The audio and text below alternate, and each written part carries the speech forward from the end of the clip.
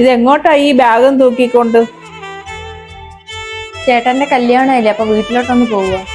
കല്യാണത്തിന് ഇനിയും ഉണ്ടല്ലോ ഒരാഴ്ച. അതിനിപ്പോഴേ കെട്ടിപ്പറക്കിക്കൊണ്ട് പോണോ? വീട്ടിൽ വേറെ ആരും ഇല്ലല്ലോ, അമ്മയ്ക്ക് അറിയാവുന്നില്ലേ. ചേട്ടനും ഞാനും, എനിക്ക് ചേട്ടനും അല്ലേ ഉള്ളൂ. അവിടെ കല്യാണമൊക്കെ അല്ലേ, അപ്പൊ ഒന്ന് ഒതുക്കിയൊക്കെ പറക്കണ്ടേ. ആദ്യം ഇവിടെ ഒതുക്കി പറക്ക്, പിന്നെ മതി അവിടുത്തെ ഒതുക്കി പറക്കല്. കല്യാണം പോലും. നിർത്തമ്മ, ഇങ്ങനെയൊക്കെയാണ് സംസാരിക്കുന്നത്. ഒരു മര്യാദയ്ക്ക് സംസാരിച്ചൂടെ? എടാ മോനെ, കല്യാണത്തിന് ഇനി ഒരാഴ്ചയില്ലേ, അതിന് ഇപ്പോഴേ പറക്കിക്കൊണ്ടിക്കൊണ്ട് പോണോ? അമ്മ, നിങ്ങൾക്കൊരു മനസാക്ഷി ഇല്ലേ? ഒന്ന് ചിന്തിച്ചു നോക്ക്. കഴിഞ്ഞ മാസം നിങ്ങളെ മോളെ വീട്ടിലെ കാര്യം.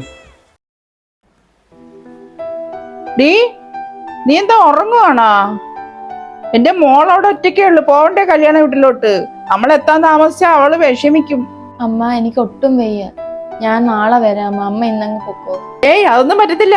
നീ വേഗം എണീച്ച് റെഡി ആവ്, നമുക്ക് അടപ്പെട്ട് കുറെ ജോലിയുണ്ട്, പെട്ടെന്നാവട്ടെ. സാരമില്ല, നീ കിടന്നോ, നമുക്ക് നാളെ പോവാം. പാവം, അവൾ അവിടെ കിടന്ന് കഷ്ടപ്പെടുമായിരിക്കും. ഞാനും കൂടെ വരാം, ഒരു 5 മിനിറ്റ്. അതെന്താ അമ്മ അങ്ങനെ? സ്വന്തം മോക്ക് വേനിക്കും മരുമോക്ക് വേനിക്കത്തില്ലേ? എത്ര സ്വാർത്ഥത പാടില്ല. നീ വാ പോവാം.